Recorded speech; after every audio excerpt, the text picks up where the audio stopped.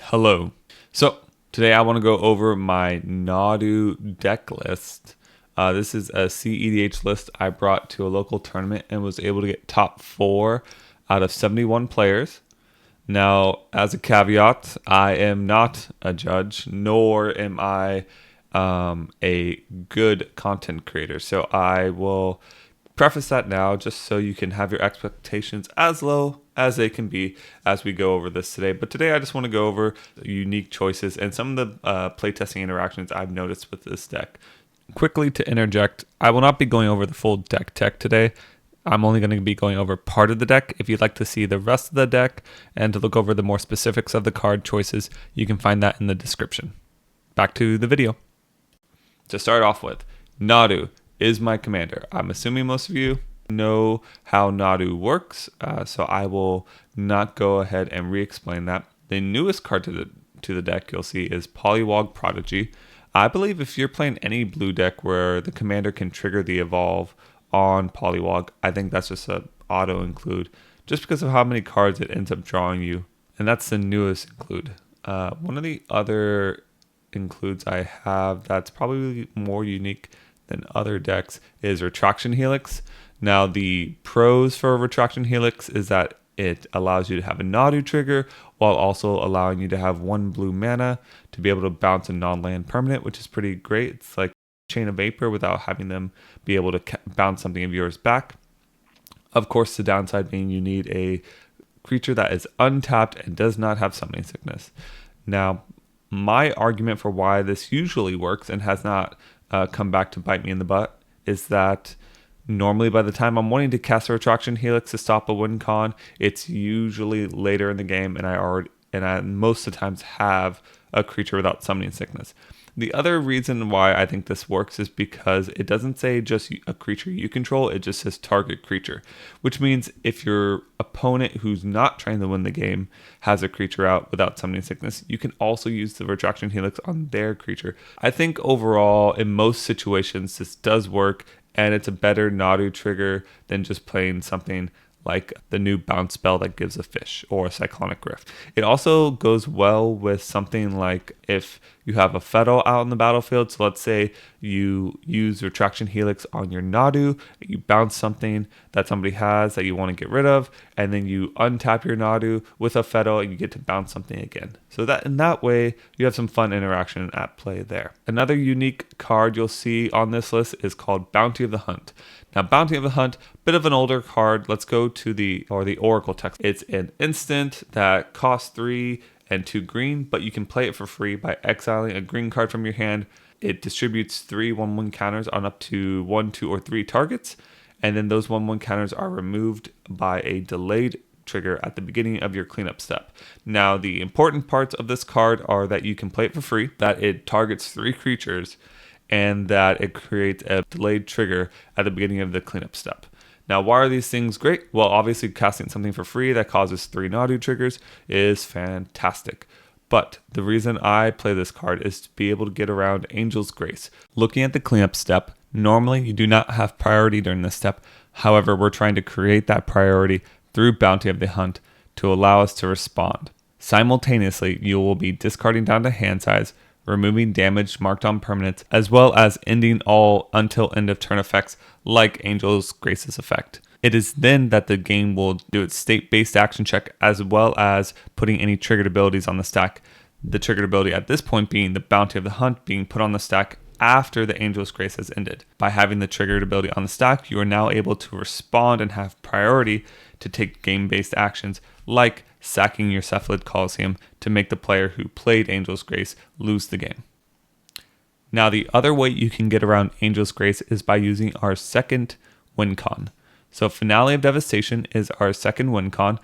Usually you're able to just put out a bunch of scutes, play Finale for 10 or more, giving them haste, and then swinging out at your opponent. However, if an opponent has played Angel's Grace before you go to combat, you want to make sure that when using Finale, you're making your commander be able to deal at least 21 commander damage to that player. Now, their life may not go below 1, and they may not have 21 or more life, but the game will record it as 21 commander damage. So that when you go to the cleanup step and state-based actions are checked after the effects of Angel's Grace has ended, the game will check for commander damage and see that that player has 21 or more commander damage, thus losing the game at that point before it moves to the next turn. Now that we've gone over that, another card I'd like to mention that's a very important card is Yavimaya Cradle of Growth. Essentially, Cradle of Growth allows you to tap your fetch lands for mana after you're already gotten most of your tutorable lands onto the battlefield. So if you're trying to storm off with Nadu and you're needing extra mana, you can turn those lands into mana even if there's nothing to search for by having Yavimaya out. So in that way, Yavimaya becomes an essential part of your storming package when you're trying to win with Nadu. Now looking at some other cards, let's go over Apheto, some interactions between Apheto and Seeker of Skybreak. Now Seeker and Apheto are great value engines. Sometimes they even feel like better value engines than Rhystic Study. But what they're able to do is they're able to untap a target creature. Now, it doesn't say another, so you can use them to untap themselves. So when you play Nadu, you can then target themselves twice, triggering both of Nadu's given ability, leaving them untapped. You can then move to the next player's turn and repeat the process. You can do this again on the second opponent's turn, and then when it gets to the opponent who is right before you in turn order, after you've done 2 triggers, you can then have the last trigger or last target go to a different creature you have, like your Nadu in play, which even if it's untapped, it doesn't matter. You can still target it and create a Nadu trigger. So in the end, you'll have 9 triggers in 1 turn rotation, which hopefully at the end of that, you'll have enough value and you'll have enough resources gathered from that to be able to win the game. They also synergize really well with Legolas's Quick Reflexes. So Legolas Quick Reflexes essentially allows you to deal damage equal to the creature's power every time it becomes tapped to up to one target creature. What this can then let you do is when you go to tap Seeker or Apheto to untap themselves, it will trigger that Legolas's ability, which will then allow you to ping a creature. You can then do this as many times as you want to wipe the board of all your opponent's creatures. That's great, but what you also can do is you can use Apheto and Seeker to also deal damage to your own creatures as well, creating more Nadu triggers. Now this works better with Apheto because they only have 1 power, which allows you to deal less damage, meaning you can get more activations off of whenever it becomes tapped, compared to Seeker, who will deal 2 damage, but it's still an extra benefit you get from that synergy that should be kept in mind when you're playing Legolas on either of these 2 creatures. The last interaction I wanted to show on this page before moving over to the playtesting page is the Sylvan Safekeeper Dryad Arbor. So Dryad Arbor is a forest dryad 1/1 creature that is green, and Sylvan Safekeeper, a auto include in this Nadu deck, is here it is. So it has the ability sacrifice a land, target creature you control gains Shroud until end of turn. Now, what you might not know about this, if you have Dryad Arbor and Sylvan Safekeeper out, as well as of course a Nadu, you can sacrifice the Dryad Arbor targeting itself, creating the Nadu trigger.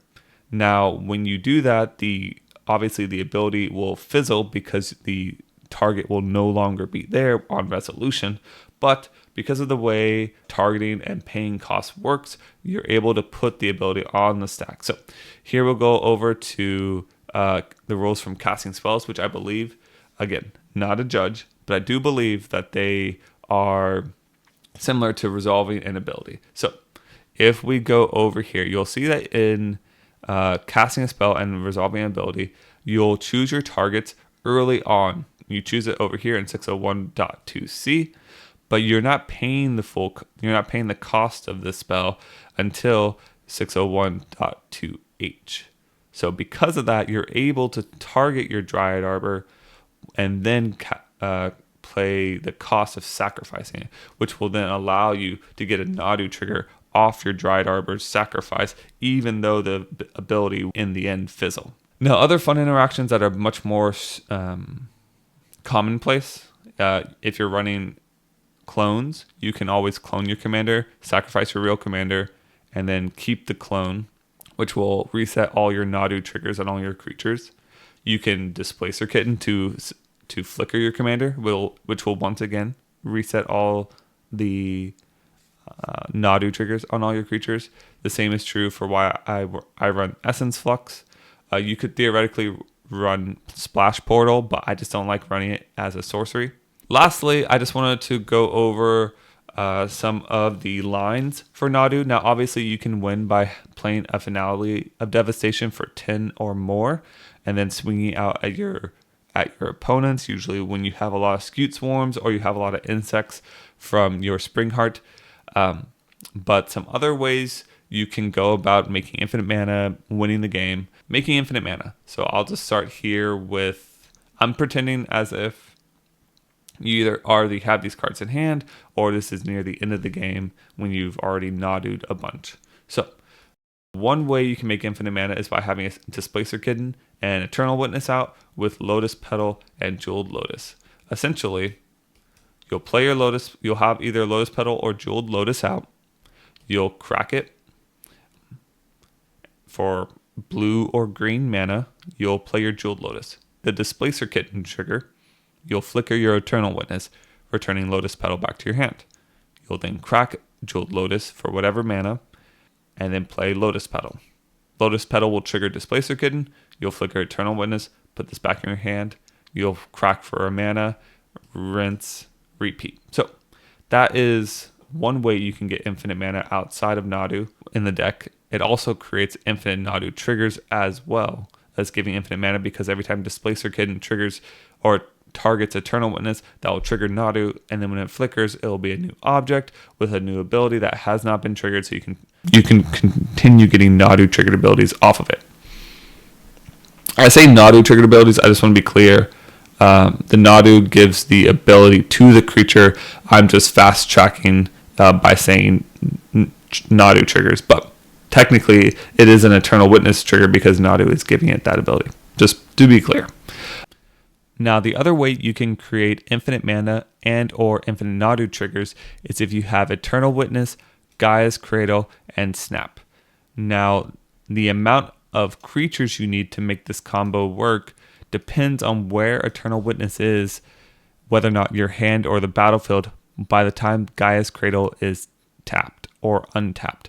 So if Eternal Witness is on the battlefield when the Gaia's Cradle is untapped, then you only need 3 other creatures.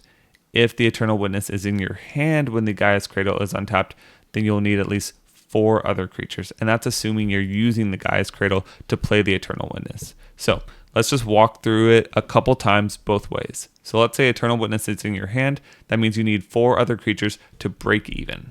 So we'll tap this for 4 green, play our Eternal Witness with 1 green floating. We'll then tap that to play Snap targeting the Eternal Witness. We will now have no mana floating, but we'll have a Nadu trigger. The Eternal Witness will go back to hand, the Snap will go into the graveyard, and these lands will untap. You then can repeat the process. You tap Gaia's Cradle for 4, play Eternal Witness, putting Snap back in your hand, tapping for blue, playing Snap. Now, if you have 5 other creatures, this becomes an infinite mana as well as infinite Nadu trigger. If, however, your Eternal Witness is on the battlefield when Gaia's Cradle is untapped, then you only need 3 other creatures to break even. So, to run through that, we'll tap this for 4 green mana and a blue.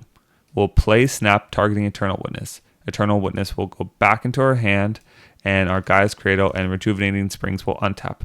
With that 3 green extra mana from Gaia's Cradle, we'll replay the Eternal Witness, returning Snap to our hand. We'll then tap Gaia's Cradle for 4 green mana and a blue.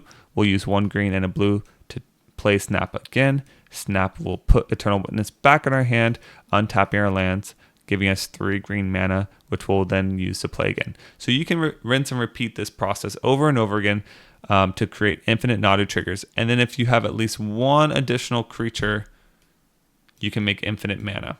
Now, once you have infinite green, you just switch over you need at least a second blue source land, in which case if you do have a second blue source land, you can then use the infinite floating green you've made for all of that floating, for all the 1 cost in the snap, and for all the eternal witness costs.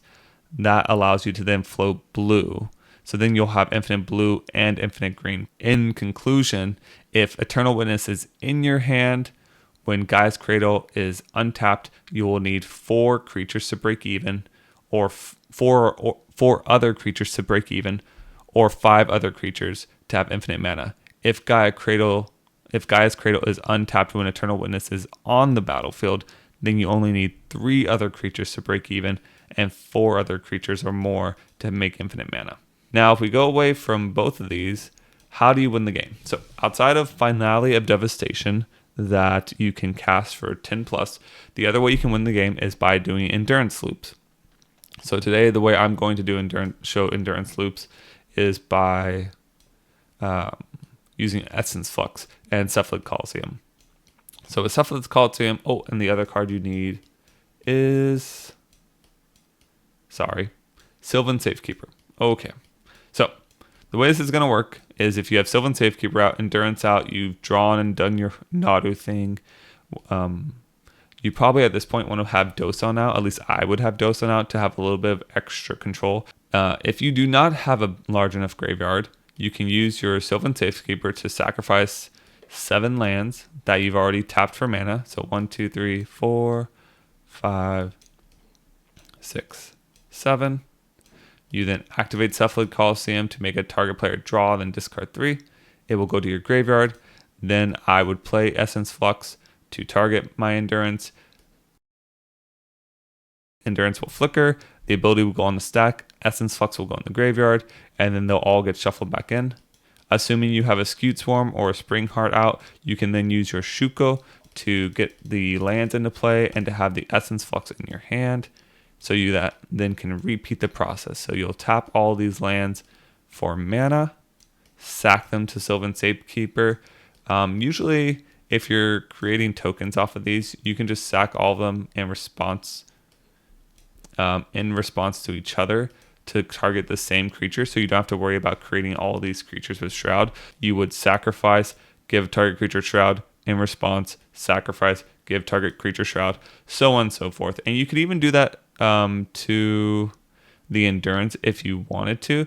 You just have to make sure in response to all those Shroud abilities on the stack, you then sacrifice the Cephalid Coliseum, making someone draw, discard 3, allow that ability to resolve, or not, it doesn't really matter, I suppose. Then before those Shroud abilities resolve, you cast Essence Flux, which would then flicker the Endurance, shuffling everything back into the library. And would then, all those Shroud abilities would then fizzle. So theoretically, you don't need Skewed Swarm or Spring Heart for this. You just need a way to flicker or return Endurance to your hand before the Shroud abilities resolve. So those then all go back in the library, and you rinse repeat, making your opponents draw 3, discard 3. Like I said earlier, if someone's played Angel's Grace, now if you're not going to time, you don't have to worry about this step. But if you are, you can kill your other 2 opponents by making them draw out. You can then make the opponent who played Angel's Grace have no cards in library, as well as no cards in hand, because even after they have no cards in library, you can continue to make them draw 3, discard 3. They'll draw none, but they'll still have to discard 3, which means you can make sure they have no cards in hand to respond to you. Then, at the end of turn, when you've played something like Bounty of the Hunt, you can then respond to that delayed trigger to remove those 1/1 counters to make your opponent finally draw 3 more with no library to win the game.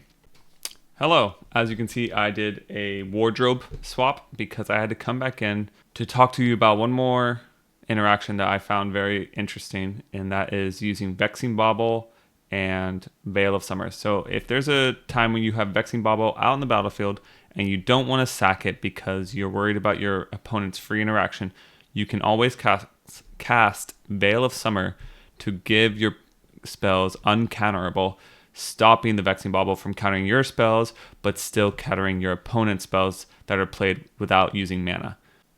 And that is it for this video. Thank you for watching. If you have any suggestions for cards you are running in a Nadu deck that you find working for you very well, please leave them in the comment below. If I got anything wrong in the rules or in the interactions for the cards I talked about today, please let me know.